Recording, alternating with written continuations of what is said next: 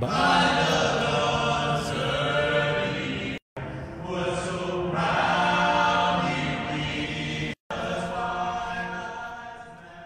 back, everybody, to the Nosebleed Sports Podcast.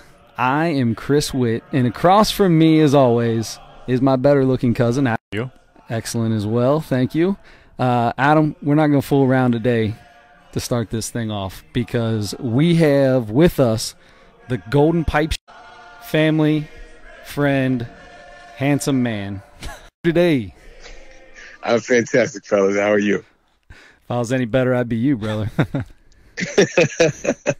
all the people listening to the podcast today or listening on Facebook Live will get the privilege to have listened to you sing the national anthem at the Bengals game. What game was that? Philadelphia Eagles, 2016, man. I want to say December 4th, December 6th, somewhere like that. The only bad thing about this video is your back is in the video. All I see is your back while I'm watching you guys sing this. Believe me, that's my better side. Hey, you know who else's back you see in that video? They're watching Andre. Yeah. So Andre, this is your second time on with us. We appreciate you coming in as always.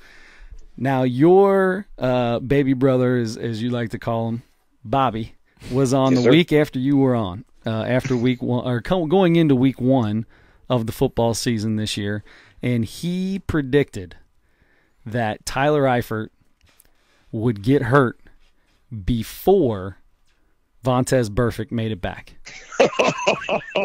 On the show, I went back and listened to it. Maybe he's our new Bengals insider. Hey, no Andre, doubt. you gotta worry, man. Man, you got Nostradamus already. I know he's the Nostradamus of the. He's the Nostradamus for the nose. There you go. There you go. Excellent. Yes, sir. Oh boy. All right, man. Well, let's get into it. So your Bengals, they're looking pretty daggone good to start off this year. Yeah, man. I think if I remember correctly, we kind of did a game-by-game, what do you think they're going to be at this point in the season? I think through the first 4 games, I want to say I had them at 2-2 because I figured they would beat Indianapolis. I think Baltimore is trash. So I had those 2 wins, and I'm pretty sure I said loss at Carolina, at Atlanta. So the fact that they're sitting at 3-1 is a bit of a pleasant surprise. I think, after winning the first 2, you're feeling pretty good about yourself. You get a little bit of a dose of reality in game 3, but then a really nice bounce back in Atlanta. So pleasantly surprised. Pleasantly surprised. This is par for the course for me. I thought this was exactly what was going to happen. I wasn't sure if it was Carolina or Atlanta they were going to lose to, but I had that as one of my 5 losses. I still say 11-5 is looking good still now, isn't it? You guys were all laughing at me before. Yeah, absolutely. I'm still laughing at you. I'm fairly confident I was somewhere waffling between 9-7 and 10-6. You had it. You were at 9-7 is what you finally went. When you went, at least with us. Now I know how you media members are. You guys are always going back and forth with where you're really at. No. I had a couple of swing games in there. So man, I still think that Denver game, especially looking at it now, I'm like, yeah, that's probably more like a win. Where I thought, well, I'm not sure if that's a win at this point. And then the second game versus Pittsburgh, I was like, what are they playing for? If they're not playing for anything, who knows? So now it might be Pittsburgh not playing for anything. Man, whew, no kidding. So I've never seen a team implode that bad in a long time. So I don't know if it's the jaded, beat down Bengals fan in me or what, but it's kind of like the Steelers and the Patriots are teams that for whatever reason, we count them out, and then all of a sudden it's like, oh yeah, that's right, that's why they're the Patriots, or that's why they're the Steelers, right?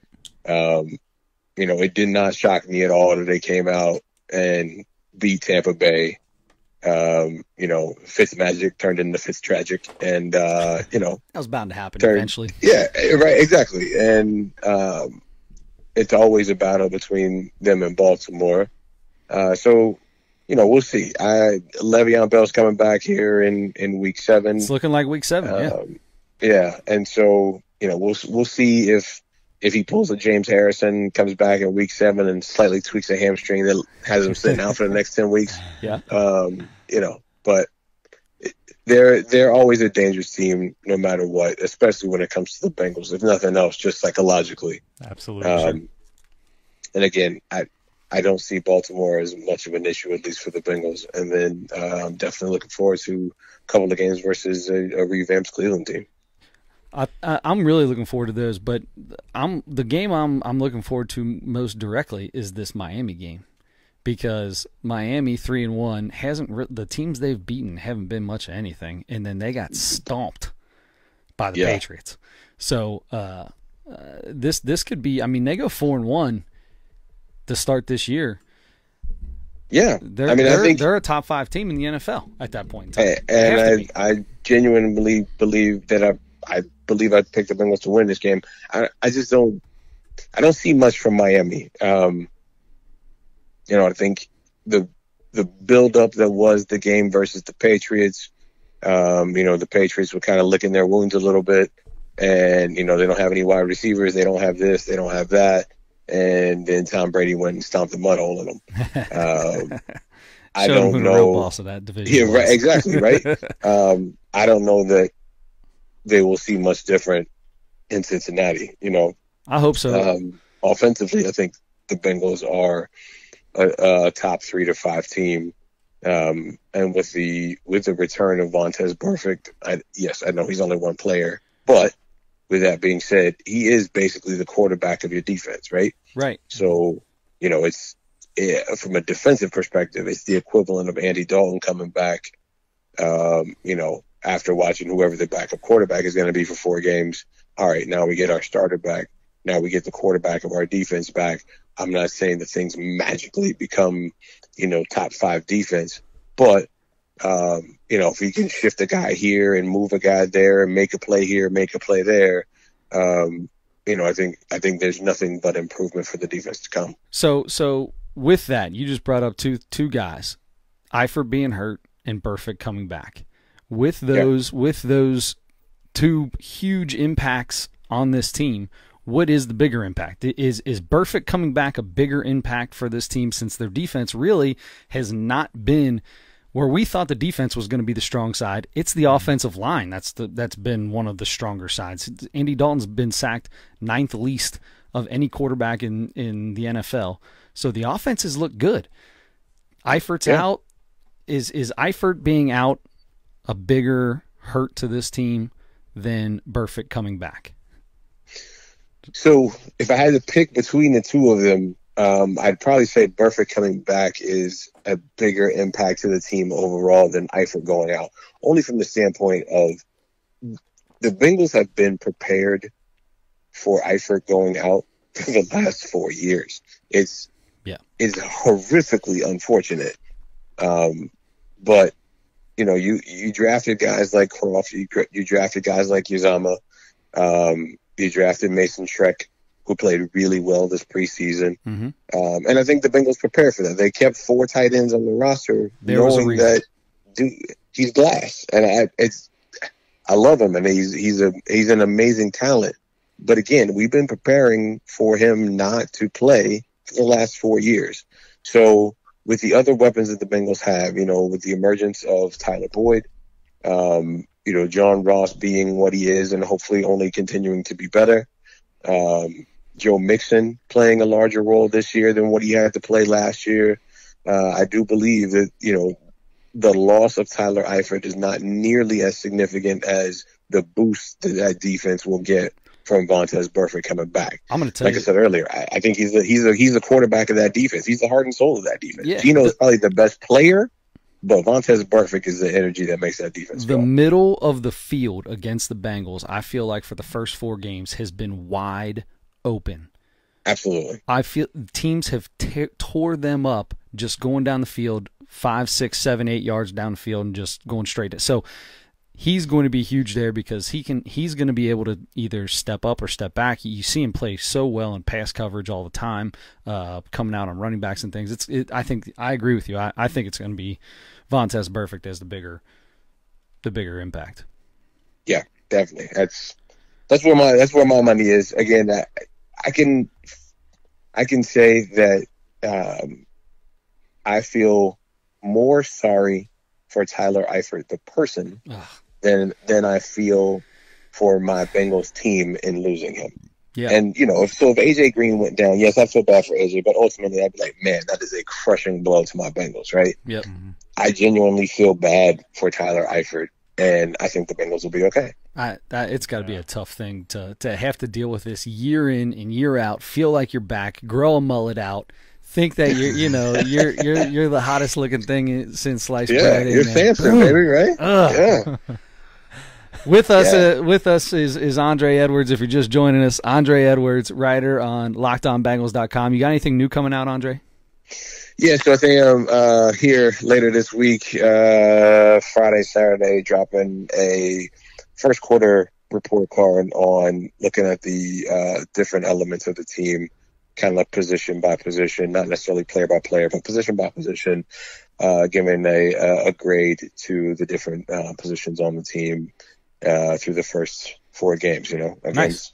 A game is 4 quarters, season's 4 quarters. Where we are after the first quarter of the season. I like it. And speaking of grades, the big question mark going into the season was the offensive line. We talked about that. If you're giving them a grade, I don't want to spoil your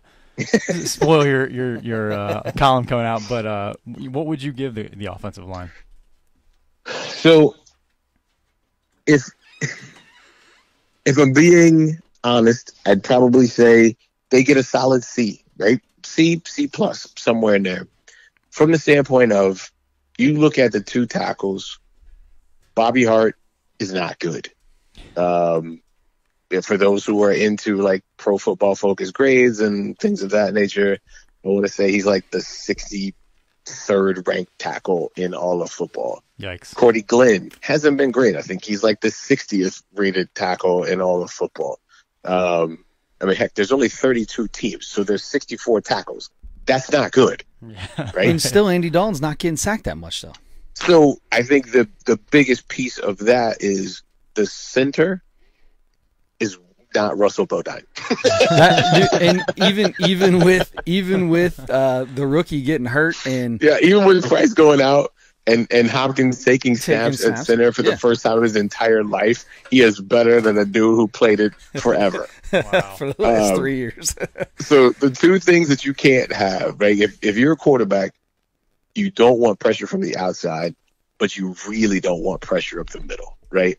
Sure. So if I know that my right side is a little bit weak, I can anticipate that and sidestep. If I know my left side is a little bit weak, I can anticipate that and sidestep. If the pressure is coming right in my face, there's not a lot I can do about that. And I can't adjust properly when that happens. And so I think the play of Price and the play of Hopkins has truly helped Andy settle a bit and actually keep his eyes downfield, where I think last year he was seeing some ghosts and he was tucking and running long before he ever needed to. Yeah, I mean, you could see it every single play last year. Absolutely. And so I think he's got some confidence in those dudes up front, and immediately in front of him, in order to help him do that. Again, they're not great. If this can be an average offensive line with the weapons that the Bengals have, they'll be great, man. They truly will. If the offensive line, however you want to rank them, but if they can come somewhere in that, 15 to 18 as far as ranking up offensive lines in the league, Andy Dalton's quick release, Andy Dalton's ability to read the defense, and the weapons that he have will make this a top offense. And I think that's what we're seeing right now. Yeah. So, and staying in that line of thinking, so no matter how good or bad the offensive line is, Andy Dalton is the most criticized player on this team. Without question. how I do you, love Andy how do you? It seems like I love him. Yeah, it seems like. Well, sure, you love him Always now, but been, I know. I I'm said just last kidding. time we were on, even with Andre when we were on with him, I said I've always been an Andy Dalton apologist. I love Andy Dalton. You're right. But the rest of the city has not been. so True. So true. I think you see, how would you give, whether it's a grade or just kind of, saying how you think he's done given the offensive line he has and the weapons he has and everything? I think Andy Dalton's looked amazing this year. He's got time. He's got time. He is truly one of those quarterbacks that if you give him enough weapons and give him a little bit of time, he will pick you apart. He knows what he's doing. He knows how to read defenses.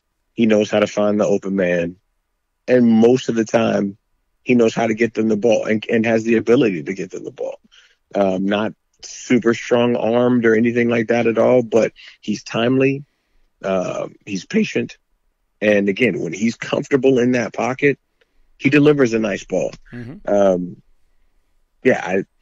He gets beat up a lot in this town. I actually have a friend of mine who vehemently, or the Tyler Andre, AJ's open on the outside and John Ross is open on the outside. I was like, my man can't catch a break. Like you just won a game 37-36 that you pulled out of nowhere on the last. Exactly, right? Happens like to on the one of Bengals. the prettiest throws that I've seen him Yes. make in his entire career. And the first thing out of this guy's mouth is, yeah, but he got Tyler Eifert hurt. Like, Wow. okay, man, That's whatever. Wow. That's what you got to deal with. That I feel bad for Andy Dalton. That's what he's got to deal with. That is real pessimism there. Listen, the overthrows aren't there this year. Nope. When The he's out-of-bounds rushing, throws. the out of bounds throws for the last 2 years that have been terrible. I'm telling you, if we can just have John Ross either get an IV consistently all game long, or what eat bananas. What is it that keeps you from getting cramps or tight or whatever? Pickle juice, maybe. I feel like that dude is always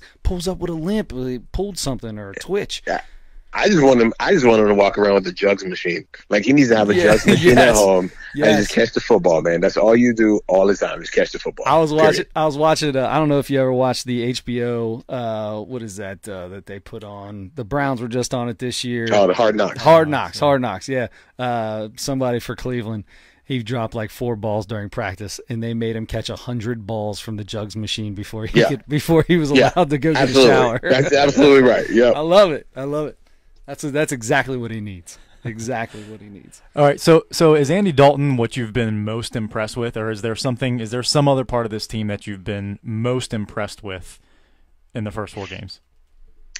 Or the offensive line, because I truly thought that if that offensive line was as bad as it was last year, this season is a complete and total moot point. There's no reason for me to watch football on Sundays as far as being a Bengals fan is concerned if that offensive line is trash. Right. Mm-hmm. And it's been a pleasant surprise. And I mean, while when we were in school, nobody really wanted to see, and you're kind of like, oh man, if you got to see, most of the time it was like, oh man, I thought I got an F. So okay, cool. I got a C. All right, cool. That'll work, right? Exactly. Hey, trust me, I lived my whole life like that. No doubt. From third grade on. and so thinking from a Bengals perspective of going in, like, I know I'm not getting an A. I'm likely not getting a B. The highest grade I'm really, really feeling is a C, but it could be an F pretty easily. Mm-hmm. To come out with a strong C plus, like I feel really good about that, man. I really do. And I think that's where they need to be. So between the offensive line and then again, just the accuracy of Dalton, the way he has distributed the ball to, multiple receivers. I mean, you look at the drive at the end of the game last week. Heck, Alex Erickson got a couple of targets. Uzama got a target or two. Tyler Boyd got like 6 targets. AJ Green got a couple of targets. I mean, he was going to multiple weapons across the board in order to make that happen. And when he's comfortable, he's deadly. Yeah. Is there anything you've been disappointed in so far that you think, hey, they have to fix this if they're going to continue to win games, especially against good teams like Atlanta? William Jackson III. Mm-hmm. He has not been good at all. I agree with you. Like, to thinking we had, or from thinking we had like the next Revis Island, right? Or the next Josh Norman last year, and seeing him and, he locked up Antonio Brown. Oh, he locked up my man, T.Y. Hilton. Oh, he's that next coming of, we have our very own shut down, locked down cornerback, probably for the first time since Jonathan Joseph. Yeah. And being really, truly excited about that. And then to watch him, and I don't know if it's scheme or if it's him or what, but I've watched him give up 2 quick slant touchdowns where he's playing, 8 yards into the end zone on, first or second and goal from the 2. And what are you doing? Like, that's the most simple. That's the most simple read for a quarter. Silver gives. I wouldn't do anything different anytime that I saw that happen. Yeah. And I've seen him very specifically give up 2 of those, and I don't understand where that swagger and that confidence and that ability went. And it may be, hey, it's a new scheme.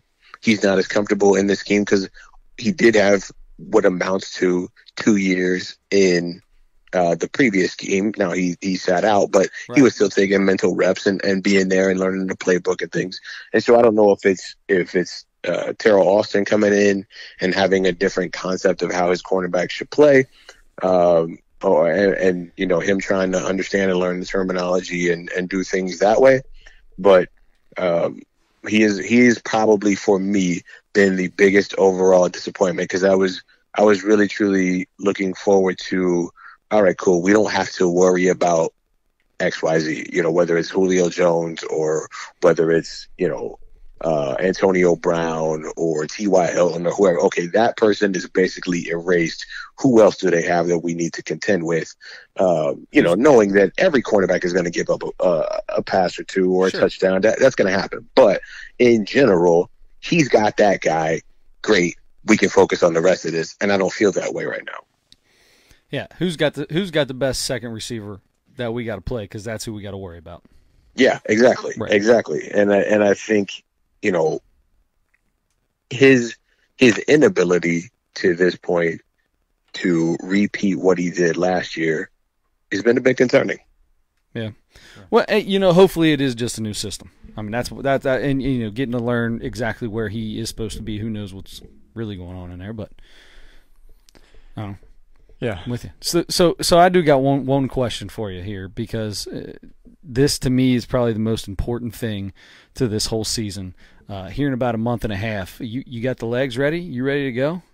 Yeah. You've been throwing a little bit. You've retired from the Turkey Bowl about what, like for the last 4 or 5 years? Yeah, it's been 4 or 5 years since you retired, and you keep coming back making me look bad. So what do we got to expect this year? You dropped weight, you put weight on. What are you doing these days? I mean, I just want to say, I think I'm in the best shape of my life. I'm not. I've been doing some off-season training, and I just went back to the drawing board, fellas. And I had to reinvent myself. I hear you, and I'm glad to hear that, because and so it's just like, when you're dedicated to a craft and you love it, and you're in it, man, you just got to pour yourself in. When you're the best of the best, you can play as long as you want to. I feel like you're like Tom Brady with wheels. Like Tom Brady with wheels. That's a pretty good analogy. Yeah. I like that. Y'all about the same age, aren't you? You ain't lying. Oh, wait. That's true. Yeah, I'm not lying. Oh, man. The oldest guy out there and the best guy out there still every year. No doubt. There's no doubt. Hey, I've been warming this shoulder up. I think I might be able to throw the ball at least 12 yards down the field this year. I just basically walk around with eternal heating pads on mine, so it's all good. That's going to be fun. It is going to be fun. You got anything else from Mr. Edwards over there, brother? Really quickly. So the next 4 games: Dolphins at home, Steelers at home, Chiefs in Kansas City, yikes, and Bucks at home. How do they do over the next 4? I really, really, really, really want to say 3-1. Like, I really do. Go ahead, brother. You be riding my ship. 3-1. Man. So I am essentially chalking up the Dolphins game as a win. Now, would it shock me if the Bengals lost? Yes. I'm not going to lie to you. It would absolutely shock me if they lost that game. Yes. So I don't believe that there's any reason that they should. Anything on any given Sunday? Absolutely. But I don't think they should lose that game, right? Pittsburgh, man. Pittsburgh is a mess, and their defense is terrible. Like, it's the one thing that the Bengals have shown, at least this year, is that they eat defenses alive. And so, even if it is just for one half. Yeah, even if but if you could put up 28 points in a half, who cares, right? Yeah, and so this may be their best opportunity, especially pre-Bell coming back, right? And you don't know what Pittsburgh is going to do versus Atlanta this week. I mean, it's not like Pittsburgh has a cakewalk this week. So, while they're playing in Pittsburgh, it should be pretty decent weather, which should bode well for Atlanta's offense. Right. And so that's the game that probably is the split between 2-2 or 3-1. They can pull off that game, and I do believe they have a legit shot to beat Pittsburgh. And again, probably their best shot that they've had in quite some time, maybe since 2015. Then we go 3-1 because I don't think you're beating Kansas City in Kansas City. That's tough. That's going to be tough. I mean, they have a freaking ambidextrous quarterback. Did you see that kid throw passes with his left hand? I mean, like, that's insane, right? Two of them. Like, it's good ridiculous. Lord, man. And so, I mean, I genuinely don't believe that you win that game.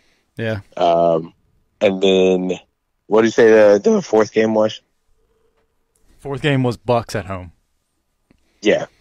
Yeah, they should win that game. They should win that game, and I really like Jameis Winston. I was a huge fan of him coming out of college. But he's maybe it's his line, maybe it's the weapons he has. He's got weapons, but he has not impressed me at all. That defense that they have has not been very good. Nope, and it's a home game. I would feel it's a home game. Exactly. I would feel more leery about it if we were going to Tampa, but here in Cincinnati. Yeah, and by then, that's a month of perfect under his belt. Yep. Doing the things that he does. The running game doesn't scare me at all. Mike Evans is a beast, but other than that, like I don't know. Like again, I think if we're talking, let's go toe to toe. Offense versus offense. I think the Bengals win, and I think again, if Perfect is in the shape by then that I think he'll be. I take our defense over there, so let's go make it happen. So I'll go out on a bold limb and say we'll go 3-1 over the next 4. There you go. So that puts you at 6-2. You had him at 9-5. Whew. 9-7. With I was 11-5. 10-6. I'm thinking about my what I had him at and you had him at 9-7. So you think the second half they are going to lose 5 games? They're going to go 3-5. So let's go back though, because I that's true. I said 2-2. You said over the first 4. So that right? gives you one more. So you got him at right. 50 at 4-4 then second half. At least as of right now. And then I probably had them. Not probably. I likely had them losing to both Pittsburgh twice. So well, they got the Saints, they got the Ravens in Baltimore, who the Ravens have looked good. I mean, besides losing to the Bengals, they've looked good. The Ravens are trash. I hate the Ravens. Joe Flacco's terrible. I hear you. They're terrible. Anyway, San Diego is going to be tough. And then you end it at the Browns and at Pittsburgh. Who knows where Pittsburgh's at that time? If Le'Veon Bell's still playing, they could be good. That's a crapshoot. I still say 11-5. My boys, 11-5. I like it. I like it, man. I like it. Based upon the fact that I was off by 1 in the first 4. I'll still feel pretty good at 10-6. There you go. All right, there you go. That sounds good. Hey, Andre. In a month and a half, let's see. So let's see. You what do you think? You want to come on the halfway point? Yeah, let's do it. Let's do it. Excellent. All right, that sounds good. Let's see. That's going to be like right around Halloween time. I like it. That sounds good to me. All right, and then we got one more. So we got one more show to get ready for the Turkey Bowl. Yes, sir. All right, I'm bringing the flags again this year. We ain't tackling. Nah, absolutely not. I'm wearing a red jersey when I get there too, so everybody knows you cannot touch me. I'm definitely like Tom Brady in that aspect. Yes, I don't sir. like to be hit, man. Yes, sir. That's exactly right, Andre. Family, we really appreciate you coming on here. Real quick, let everybody know what you got going on. So I am writing still for Locked On Bengals for LockedOnBengals.com. Feel free to check that out. You should see a new article from me Friday or Saturday, and then you can always follow me on Twitter at Andre Edwards 06. On the tweet box, Andre Edwards 06. He's a great follow. He cracks me up. Good time. All right, Andre, brother, we really appreciate it. Go to bed. Yes, sir. I'll let you boys soon. All right, man. Appreciate it. Thanks. See you, Andre. Talk to you. See you, bub. All right. I love that guy. He's the best. He is the best. As Tina Turner once said, he's simply the best. He's simply the best. Thank and you. he can sing. My gosh, the man's got We're gonna pipes. get him to sing one of these days. We might have one day. Gonna We're gonna get him on a staycation when he's at home. Have him drive over here. It's a little ways for him to get here. We'll get him in the studio. Maybe we can get him to throw a couple bars out that way. Yeah, I'd love that. Andre, if you end up listening to this after we've already hung up and you get on SoundCloud or Apple Podcast or Facebook Live later, any of those, YouTube, listen to this and you want to come in next time, feel free. Maybe we can get you to sing a little bit. Warm the pipes up. Warm them up, brother. Warm the pipes up just like your shoulder. Best quarterback out of all us terrible football players on Thanksgiving, that's for sure. All right, so that's the Bengals talk. Once again, Andre Edwards, LockedOnBengals.com, at Andre Edwards 06 on the tweet box. Adam, where can we catch you on the tweet box? At Adam Schmidt 44. I'm at Sick With It. I don't tweet much out, but feel free to follow us. Check us out. Hey, Andre, welcome to Facebook Live. We see you over there now. So, like I was saying, catch us on Facebook. Listen to us SoundCloud, YouTube, Apple Podcast, subscribe. The shirts, this is not a joke. I've been joking about this forever. My wife, because I never really did order the shirts, just if you guys didn't figure that out. Oh, really? Yeah, the shirts were actually never ordered. I had no idea. My wife officially finished the logo. It is done. Oh, okay. So we actually will have shirts here in the next couple weeks. Subscribe. Get you a free shirt. Comment on it. Comment on us, and we'll get you guys going.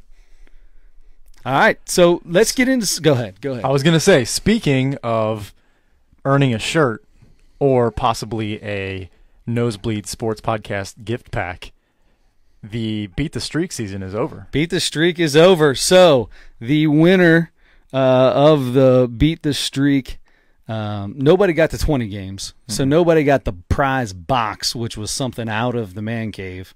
That's not going to happen. However – The winner of the group, the Nosebleeds group, ended up being Mr. Mike Jenkins with a season high of 12 hits. Congratulations, Mike Jenkins.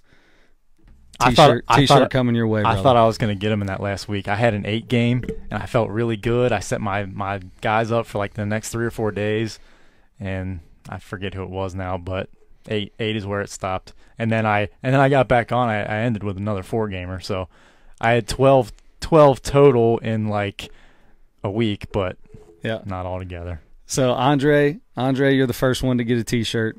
Bobby Edwards, right here, our first in-house guest, second to get a T-shirt, and then everybody that subscribed. Dylan Myers, I got one coming your way. Your poor wife has like 10,000 T-shirts to order because who cares? We're ready to go now. It's the logo's done. It's official. Now I can stop messing around, and next week I'll have the T-shirt on so everybody can see it. All right, cool. There you go. All right, so the big deal. What's going on right now? The Major League Baseball playoffs, brother. So excited. Oh, I love playoffs. I hate the one-game playoff. We'll get into that in a second because right now, as we speak, there is a huge game going on between the Yankees and the Athletics, and I am sporting the A's hat today because I can't stand the Yankees, and my A's are getting beat 6-0 in the bottom of the 7th. Ouch. That's okay. I'm all right with that. We got plenty of time. They decided to start Liam, what's his name? Whatever his name is, the reliever. The A's decided to start the game. Liam Hendricks, and he gave up a walk to McCutchen and a home run. Darren Judge started the game off 2-0. I turned it off and said, I'm going to get ready for the podcast. Good call on your part. Stupid. One-game series. Absolutely ridiculous. You know what I hate more than a one-game series? Let me tell you this. Okay. What I hate more than a one-game wild card playoff is a one-game playoff to get to a one-game playoff to get to a series. That's I don't care how good the game is. I don't care what happens in the game. That's not what baseball was made for. One-game playoffs is not what baseball was made for. You should be. I understand that in a playoff series, you could get to the 5th game or 7th game or what have you, and it becomes a one-game playoff. But you have a whole series. That's what baseball is. It's a series. You all year, you have a series to get ready. So, and if you don't win by the end of the series, then you lose that game 7. No, that's on you. But one game after 162, that's the dumbest thing I've ever heard. There should be a tiebreaker, such as head-to-head. The Cubs, whatever the Cubs were against the Brewers head-to-head, they were like 11-3 or I don't know, 8-3. I can't remember what it was. They beat them head-to-head. They should have had to me, they should have had the division, and the Brewers should have had to play in the one game, should be 3-game. Wild card should be series. So you are on a team. I'm on a team. You're on a team. I'm on the A's. And say you're on the Brewers, okay? All right, I'm on the Brewers. You're on the Brewers with a few weeks left. You're like 3 or 4 games back. You go on a terrific run to end the season, and you end up tied with the Chicago Cubs for the best record in the National League and the same record which ties you for the for being in first place for your division. For your division. And you have beat them 11. You guys have played 19 times over the year, and you are 11-8 against them. You win the head-to-head. You got the division. Sorry about your luck. It's 19 times. 19 times we played against each other, and that head-to-head doesn't count for anything. We got to play one more game, 163rd game. Because of that, Kristen Yelich almost had a chance to win a Triple Crown. He got to play an extra game than everybody. So you play a 162-game series. No. Okay, you play 3 and 4 game series throughout the year. Well, but if your logic is okay, a 1-game series is no good, but if you play a 7-game series and it becomes a 1-game series because it's tied 3-3, then okay, you've played enough games to decide it then. But a 162-game series, 7 games is enough to where you have a 1-game playoff. But you're playing against the playoffs is you versus one other team. Mm-hmm. You're not playing 162 games against one team. But it's based on record, right? You win your division based on your record. You don't win your division based on your record. So, like, if the Brewers ended up winning 1 less game than the Cubs, but they beat them head-to-head, say they beat them 18-1 in a 19-game series, the only time that I care about that is in a tiebreaker situation. That's the only time I care about head-to-head. The only time I care about what you did head-to-head is if there is a tiebreaker situation. I don't care if you came in 4th in the division, but you beat the number 1 team, whatever, 15-1 or 15-1 against them. That don't matter to me. I don't care about that. You weren't good enough to have a better record than them overall. If I have the exact same record and the season is over, you play 162 games. God bless. We got to play another one? Are you flipping kidding me? We're tied. Yes. We've played 162 games. We have the exact same record. Start going down the record. Start going down the line. All right, so head-to-head. Go off of that. Then it becomes, if it's tied head-to-head, then it goes to divisional record. Who's got the best division record? Then you go from there. You start breaking them down. Okay, so here's my thing for that. So you're talking about games meaning a lot where in the beginning of May when your 5th starter or or you've got a guy that you had to bring up from AAA because somebody got hurt or whatever, and you're on the Brewers, you're playing a game against the Cubs in the beginning of May, and that could be a game that 100%. Every single divisional game is a huge game. So you would rather have a game like that decide the tiebreaker that sends you either to win the division or to go home, even though you won the same amount of games overall as that team. You would rather have that than have a one-game playoff where you put your best pitchers against each other. Your best pitchers against each other, and your best lineup out there, because that's another thing. It's on bench guys playing just to give your guys other guys a rest, and that's what you would rather have. That seems so anticlimactic to me. You have 162 games. Mm-hmm. You have 162 games. If you ended up tied, then tough luck. Sorry about your luck. Yes, every single game during those 162 have to mean something. And if you decide that you don't want to start Joey Votto for a game because you think he needs a day to rest his left toe or whatever, and you end up losing that game to the Cubs, and then you end up in a tie with the Cubs, well, maybe you should have played Joey Votto. Maybe, something should. It is what it is. Every single game throughout the season, I think, is an important game. I think it is. I know but most in people 162 don't. games, In 162 games, if you end up even, that's your fault. You should have won one more game. Well, each team should have won one more game. Exactly. Right? You're right. So now let's break it down. Let's go. All right, head to head. Come on down. So you would rather break it down like that than have a game where you have your best possible team on the field. Everybody is so much more focused for every single pitch, every single at bat. You would the games those games are the ones that end up like they did last night, that wild card game, that are 2-1 in 13 innings. That's where you get the most of those games. You had two teams with their buttholes so tight they couldn't swing. They were swinging at garbage all night. Those guys, I would rather it That's come not down. Good baseball. That was bad baseball. That's why that game ended up that way. I mean, it was fun to watch. Don't get me wrong. I love a game like that. That game was fun. And that is exactly what I see when I think of I was so excited to get not just one, but 2 game 163s and 2 wild card games, because that's what I see. So you just want game 7s? Why don't we just play? Of course, I would love game 7s. Why don't we just play 40 games in the year and just play instead of playing series against everybody, just play everybody once. And make it like an NFL game. Make it like an NFL season, and then at the end of the year, everything's won and out. If your season is based on playing a team for 4 games, 3 games, sets a series, and then the playoffs is set up as a series, World Series. But you're telling me that to make or break my life, to make or break my season, I have to only play 1 game against that team now? That's absolutely ridiculous. Not to me. That makes the most sense to me, because exactly what I was talking about. You're talking about deciding your make or break your season, your career in some cases, by games in April, May, June, July, that you don't have your best team on the field. You have guys getting days off. You have pitchers that are not legitimate major league pitchers that are pitching in games. So who's because there are too many games, quite honestly. That's why that happens, because there are too many games. Right, but well, then to yours, to what you say, I say play 50 games.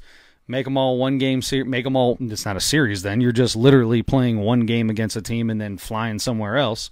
And then at the end of the year, then 1 games are fine. But that's not the way. That's not baseball. Call me the old hat baseball dog. I don't care. I don't think that's an old school way to say it. I think that's more of a new school. Like I think a traditional baseball fan would think, I want this game.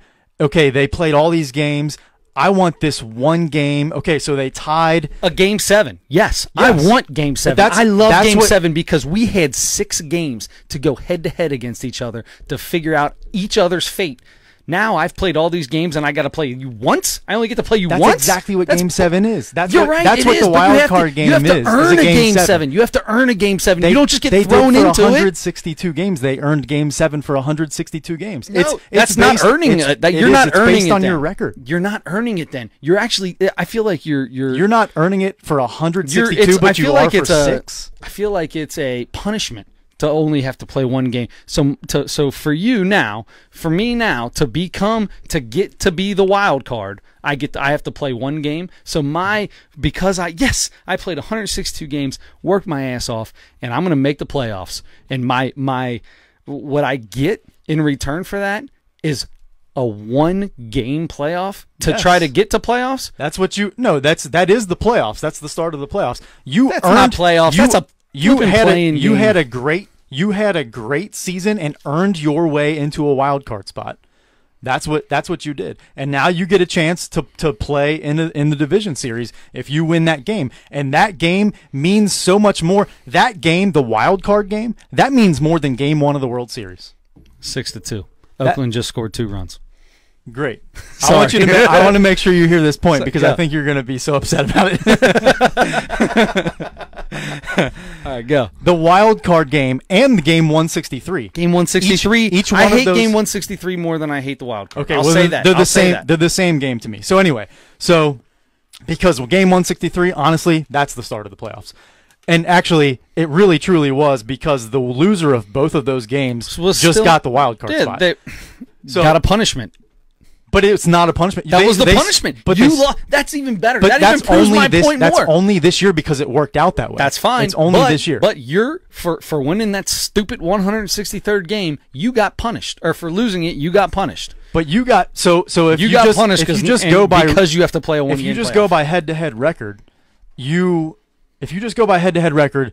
get punished by 9A in June where you had Brandon Dixon playing, Robert Stevenson come up and pitch because that's what you have a bench for. I mean, that could happen in this one-game playoff. You might come in this one-game playoff and Joey Votto gets hurt and before he even walks out on the field, and you're going to have to play a Brandon Dixon or somebody like that. It is what it is. That's part of the season. But they don't play those guys because they have to in those situations. They play those guys because they need to give guys days off, and because they don't need to give anybody a day off. Well, some guys need it. Not everybody does. I would love to see everybody play 162. That'd be awesome. Hardly anybody does.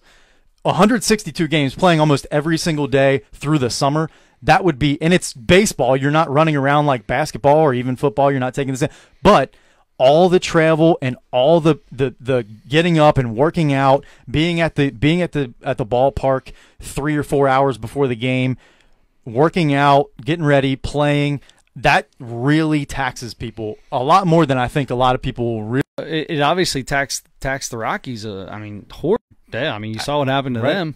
Right, and that's the other thing too. Is if you want to make the wild card series a 3-game series, and you have the Yankees and A's, you have to play in New York. You have to take a day off in between to travel all the way to Oakland. You have to take at least another day off to travel all the way back to New York. Okay, you're killing those guys. I mean, they already played 162 or 157 or however many. I bet if you ask the guys, and I bet if you ask Major League Baseball players, what would you rather do? Fly from coast to coast for a 3-game wild card series, or have it just be one game? What would you rather do? I can almost guarantee you they would say, I want a 3-game playoff. Some might, but I don't think everybody would. Put it at 99.8%. I couldn't be more different than you on that. I don't think I've so. I've never heard an interview with anybody who has any Major League Baseball player that's ever said they like the one-game wild card. I've never heard anybody say they. I've heard a ton of people say they can't stand the one-game wild card. Okay, we might not have seen the same interviews then, but whatever that is. I don't know. Because almost every single time the Game 163s and the 1-game wild cards are such good games because you're setting up your best possible scenario to win. It's almost always a really well pitched game. there are clutch hits at the end of games and stuff, like we saw last night with the Rockies and the Dodgers. Quite a few clutch hits. That's you know, I don't know. For me, it's really, really exciting baseball. That because it's like the NCAA tournament. That's why we love the NCAA tournament. But the NCAA, that's how they play their season. You play a team one time. You play a team one time. You play a team one time. So yes, when you got that, that's what the playoffs are for them. They're one game series. In baseball, that's not what baseball is. It's a ton of little series. So when you get to the playoffs and you're playing multiple series in the playoffs, a one-game wild card's ridiculous. We're never going to agree on this. You only play those series throughout the season because it's always been set up that way. It's not like the way baseball has to be played. Baseball is just the game of baseball. That is the way baseball has to be played.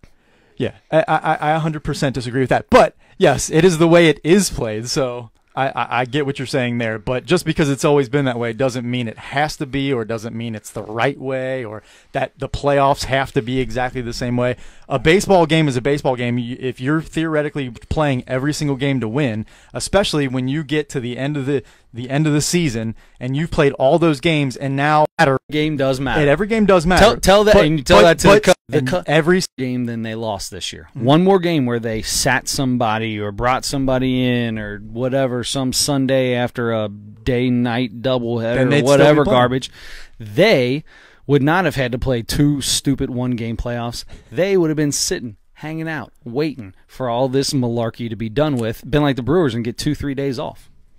They were the best team in the National League, at least for the entire second half of the season. If they're that good, why can't you win? You have to be able to win. Then you have to be able to win a one-game. Anybody can win one game. They should be set up better than anybody else. So if I got Chris Sale and the rest of my pitching is terrible, and you are whatever you are, and I've got you by 15 games, and we got to play a one-game wild card, but Chris Sale isn't pitching that day, and whatever it is. Or you got Chris, however you want to say it, because Chris Sale pitches against a team who's got 106 wins but ends up in the wild card because they lost to a division winner who had 109 wins, and I got 94 wins with 13 wins less than you. But I got Chris Sale starting that day. You're telling me, oh well, you should just win. No, that was Game 7. You had to pitch Chris Sale. That was Game 7. What I'm saying is though. That is the better team. You're still the better team. That's the 107 win team is still the better team. They shouldn't have to be punished and play a one-game series and end up having to pitch against Chris Sale. That's not fair to them. Yeah, it is. They were the better team. They were the better team for the entire regular season, and then you got a chance. You got a chance to beat them. You got a chance to beat them, and you didn't do it. This is going to go on forever. That was the best. We are going to talk in circles. Easily the best debate we've ever had on here. I still can't. I don't know how I can. As Is anybody out there agree? Joe Leonard agrees as you with are. me. I know Joe agrees with me. And it looks like Mary Roop says that she thinks that the playoffs will go on until November. That sounds awesome. Great. Play them in November. Look how great it was in 2000. Was it 2001? 2001. Yeah, when Mr. November was invented. That's only because they had to extend the season because they had to take time off. Which, by the way, was one of the New York situation 2001. Those 2 baseball teams were fun. Anyway, all right. So the best part about that season too was the Diamondbacks beating the Yankees in the World Series. Especially with a dink hit. Not even wouldn't have been a hit. If I'm sure you have a problem with that. Because no, I don't have a problem with that because that's baseball. 162 games. You know what, old hat, young blood, whatever you are, go home. I can't take it anymore. What else were we going to talk about today? I got to get off of this. You know, did you pick 3 NFL picks? I did not, but let's do it. We don't have to. No, right you now. go. No, I'm up. No, I'm up. Let's go. I can do it real quick. Okay. Who's yours? Well, okay. So week 3. So we didn't do it last week because we weren't here last week. Correct. Week 3, I was 1-2. I picked Miami to beat Oakland. Miami was a 3-point favorite. They won by 8, so I got that one. I picked Tampa Bay. They were a 1-point favorite over. Nope. They were a 1-point underdog to Pittsburgh. Pittsburgh beat them, lost that one. I had the Jets beating the Browns. The Browns were a 3-point favorite. The Browns won. So 1-2 there. So I'm 4-5 after week 3/4. This week, I've got Tennessee at Buffalo. Tennessee, a 3.5-point favorite. I'm taking Tennessee there. Green Bay at Detroit. Green Bay's a 1-point favorite. I'm taking Green Bay. LA Chargers versus Oakland Raiders. Chargers are a 4.5-point favorite, and I am taking them on the road as a 4.5-point favorite to win that. So I've got Tennessee, Green Bay, Los Angeles Chargers. What did I do? In last week 3? Week 3, you had Tampa Bay, New England, and Kansas City, and they. Oh, so what was the Tampa Bay spread? I don't think I wrote your spreads down. Sorry. Hold on. That's all right because I got them right. All right. So week 3, I took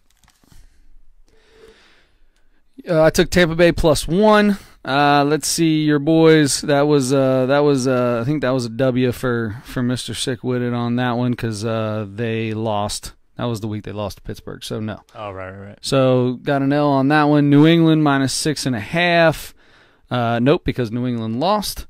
And Kansas City. Let's see. I won that game. So I was 1-2. So we were both 1-2. That's pretty terrible.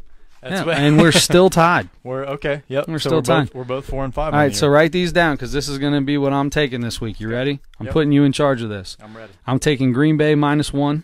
Okay. I am taking Atlanta +3 against Pittsburgh. Okay. And I am going to take that Pittsburgh game might come back to bite me in the butt, but I'm going to take Tennessee -3.5 in Buffalo. I like this Tennessee team. Okay. So we have two of the same. So I had Tennessee and Green Bay as well. So we've got two of the same. So we will end up doing probably almost the same, if not exactly the same. Probably. This week. It is what it is. So this could really come down to something a lot of fun. So come out and put a comment out there if you've got a good bet for us to do on this. At this point in time, we are currently even. So there you go. All right. Now here's something I did not look into that we got to get into because we're coming into the very end of the year. The Ugliest Man in Major League Baseball contest is coming up. We were in the Final Four. We did the Don Mossy, Rob Malakote, I believe, is what we put out there. Yes. And in that, Don Mossy won. Correct? Did you see? Yes, he did. Yeah, he ran away with it. He ran away with it. That was the last one we did. So then this week we are going to be putting up the number 2 Willie McGee. Versus number 6, Ron Robinson. That's correct. This should be a good one. I think you're going to see a whole lot of Ron Robinson because we're from Cincinnati and there's going to be a lot of Cincinnati people voting. I think they're going to call him the ugliest, even though Willie McGee by far is uglier, and it's going to be a 1-2 matchup. And I'm excited for Don Mossy versus Willie McGee because those are two of the ugliest human beings I've ever seen in my life. I got a shout out yesterday from a buddy of mine, Paul O'Neill. Big forehead, pretty ugly guy. You got a shout out from Paul O'Neill? No, a buddy of mine said that Paul O'Neill was an ugly guy. Is he? I don't know. I think he is. I think he's a little ugly. Yeah. I mean, he's got good hair, but I'm undecided on him, I guess. Yeah, he's got a nice jawline too. I'm starting to go back around. I like that nice, strong jawline. Yeah, yeah. He's a handsome boy. Handsome. I don't know if I'd say handsome. He's got a. Yeah, maybe not handsome. I'm pretty sure that his forehead is bigger than my actual face. Well, he's got good hair, but he's got a big forehead. Yeah, I'm pretty sure he's got a big forehead. Picture Paul. Yeah. Can't picture Paul O'Neill? Yeah, no, I can. I'm trying to think of those specific features. I'm trying to think about Paul O'Neill's forehead. I've never had to do that before. Yeah, well, hang out with me for a while. You'll be thinking of a lot of things you never had to think about before. Oh, goodness. What else have we got? Well, we're an hour and 5 minutes into it. You want to get into some Cy Young stuff and MVP real quick? We can if you want. It's up to you, buddy. All right, let's do it. All right, let's do it. And let's do Hang MVP, in there with us. MVP Cy Young. We'll do it quick. Adam just pulled out the Bible. He pulled out the book that he's got his little tassels in the middle of it. He's got the Bible out, and I'm just sneaking a peek over, and there are stats galore written down. Good night. That's only the MVP stuff. I didn't get as far as the Cy Young, but I pretty much already know anyway who all right. So let's do it. Who's the creature is not uglier than Willie McGee. Whoever said that, I totally agree with you. I really do. You think that Ron Robinson's uglier than Willie McGee? Without question. Oh my gosh, this could be an upset. That if this happens, I don't know what I'm going to do. I really don't. I think you should write Willie McGee a letter of apology for calling him ugly for 30, I'm going to call Willie McGee and said there's been a travesty on the Nosebleed Sports podcast. There are people that believe Ron Robinson, the creature, is uglier than you, and he will go and he'll probably laugh and say, "I can't believe that." I don't know how. I'm telling you, the guy looks. I see him talking kind of like you. Does he? Really? No, that's just how I see him talking. Oh, I think the guy looks better now than he did when he was younger. I mean, that's impressive. I don't care. He's aging very well. Yes, most ugly people. Well, Don Mossy didn't age well. Don Mossy's just all around ugly. Still is all around ugly, and it is what it is. 7-2, top of the ninth. Come on, A's, let's go. Oh man, come on, boys. Can't believe the Yankees deserve to be in there. They shouldn't have had to play this stupid game. The Yankees should have just been the flipping wild card, or this should be a 3-game series, one of the two. Starting a reliever, young blood. That's the new age. Take your new age and get on a spaceship or something. Get your hoverboard out and put your pockets inside out and go back to the future. All right, go ahead. Get on a spaceship. Is that the new take a hike? Get on a spaceship. That's what you young kids call it. Get on a spaceship? Get on a spaceship. Is that what they're saying now? That's what they're saying now. What do you got? Come on. Who's your Start with MVP. What do you got? My American League MVP. So for me, it was between J.D. Martinez, Jose Ramirez, and Mike Trout. And then there are 3 or 4 other guys that you could probably make a case for. Alex Bregman, Francisco Lindor, Mookie Betts, even a couple other guys beyond that. Chris Davis, 48 bombs. Yeah. Still only hit 247, but still. Right, yeah. But for me, overall numbers, the season that he had, beginning to end, J.D. Martinez is it for me. J.D. Martinez is mine too. I mean, he's second in home runs. He's first in RBIs and second batting average, only to his own teammate. Mm-hmm. This dude he's legit. He's top 3 in all 3 big categories. On base percentage, he's third. Slugging, he's second. OPS, he's third. He's top 3 in everything. Yeah. And Mookie Betts is close. Trout is close, but no. J.D. Martinez has it this year. All right, we agree on that. That was an easy one. National League, though. This is a little different. It is. Mm-hmm. So, National League, Christian Yelich comes up, and, I mean, damn near, he was 2 home runs and an RBI, 2 RBIs away from winning the Triple Crown, but yet Javi Baez continues to get all the talk. Yeah. The thing that stood out to me, Javi Baez had an incredible year. And the thing that stood out to me, though, when between the two of so for me, it's between the 2 of them and Nolan Arenado. And then there are even more guys in the National League, I think, even than the American League that you can talk about as possible. You know, if the season ended, by the way, at the end of August, you'd be talking about Eugenio Suarez as a possible MVP Suarez or Scooter Gennett. Scooter Gennett in that case.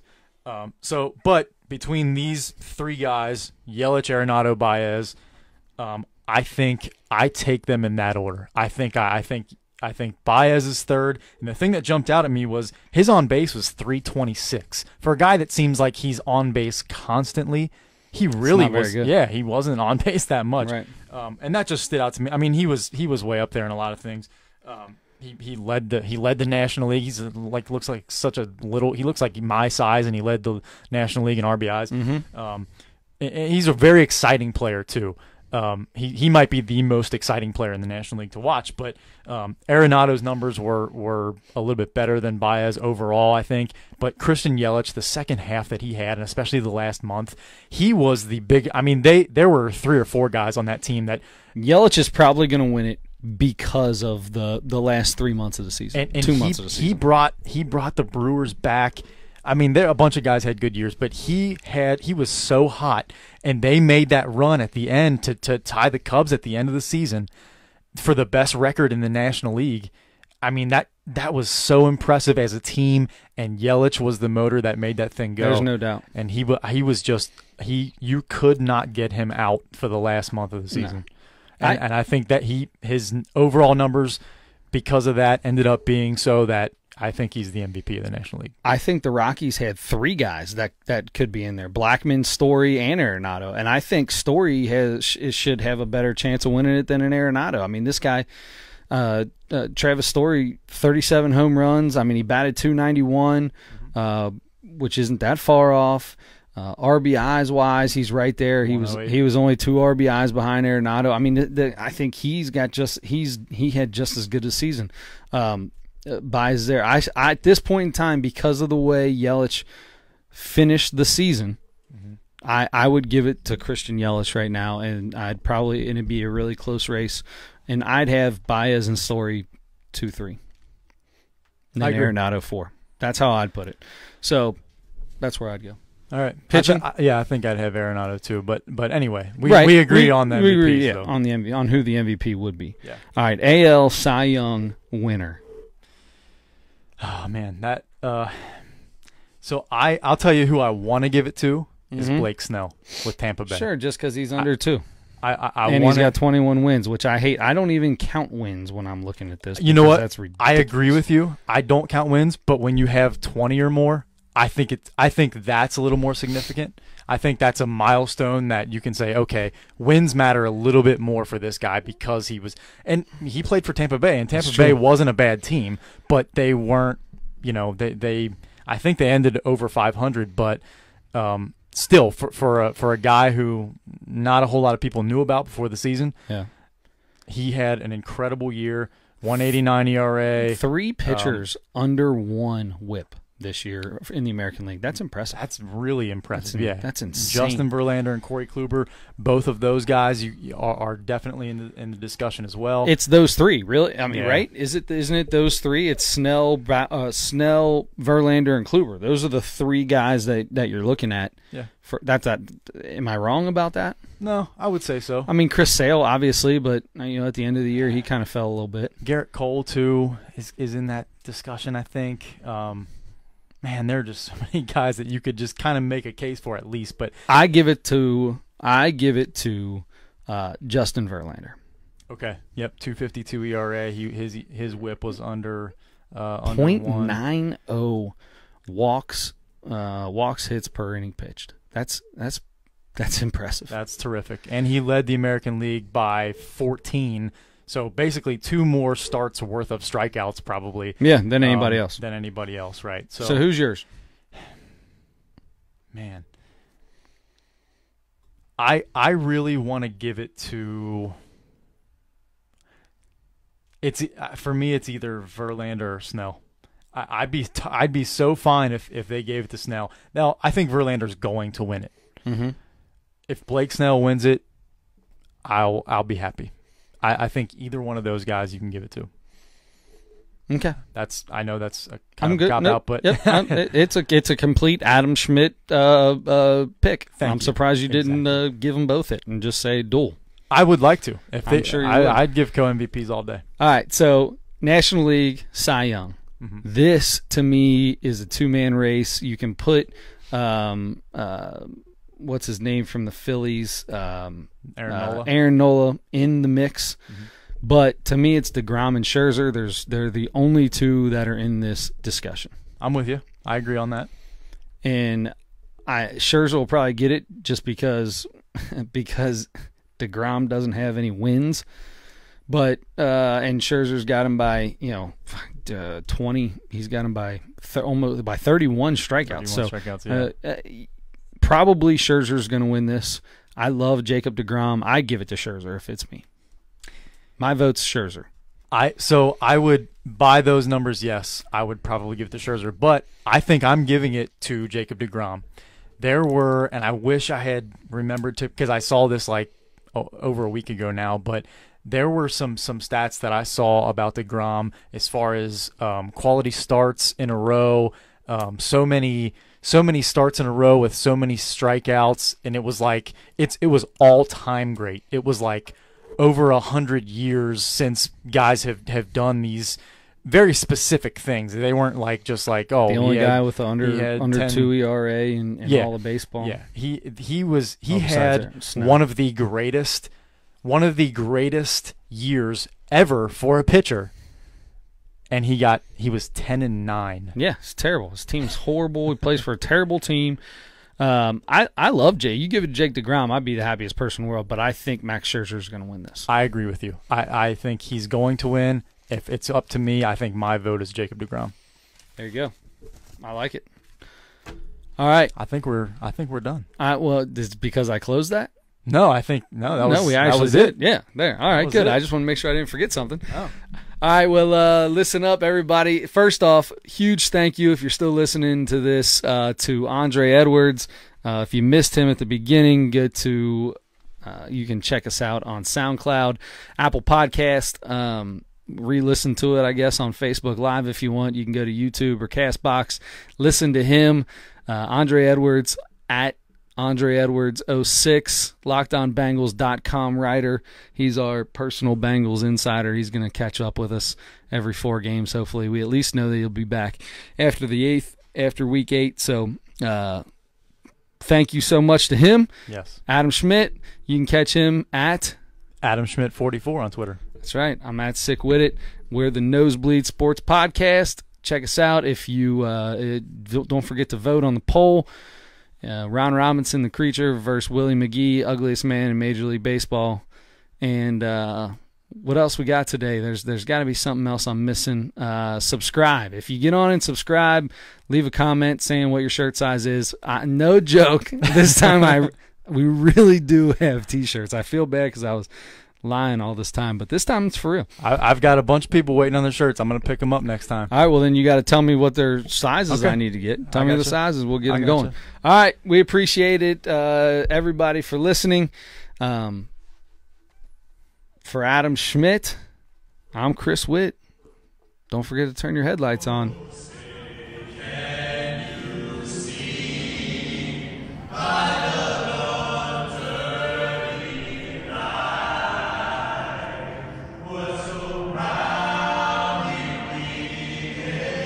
Debonair, ladies and gentlemen.